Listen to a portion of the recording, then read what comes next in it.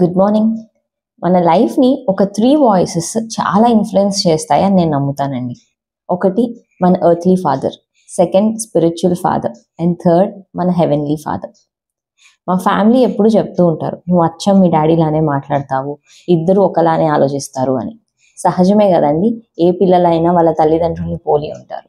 అలానే ఒక డిస్కషన్ మధ్యలోనో, ఒక డెసిషన్ మేకింగ్ క్రమంలోనో మా హస్బెండ్ చెప్తూ ఉంటారు, అచ్చం అన్నలానే మాట్లాడావు అని. మనం మన ఆత్మీయ నాయకుల సర్మన్స్ వింటూ ఎదుగుతూ ఉంటాము. సో తెలియకుండానే మెల్లిగా మన థాట్స్ వాళ్ళ థాట్స్కి అలైన్ అవుతూ ఉంటాయి. కానీ ఒకరోజు నేను నీలో యేసుక్రీస్తుని చూశాను, I saw Jesus in you అన్న స్టేజ్కి నేను నా లైఫ్ని బిల్డ్ చేసుకోవాలి అని ఆశపడుతున్నాను. ఒక ట్రూ క్రిస్టియన్ లైఫ్ యొక్క ఎసెన్స్ అదే కదండి, యేసుక్రీస్తుని పోలి జీవించటం. ఆయన చూపించిన ప్రేమను, దయను మనం చూపించగలగాలి. ఆయన ప్రార్థనా జీవితం లాగా మన ప్రార్థనా జీవితం ఉండాలి. ఆయన శత్రువు పైన ఎలాగైతే అధికారాన్ని కలిగి ఉన్నాడో అలాంటి అధికారం మనం కూడా కలిగి ఉండాలి.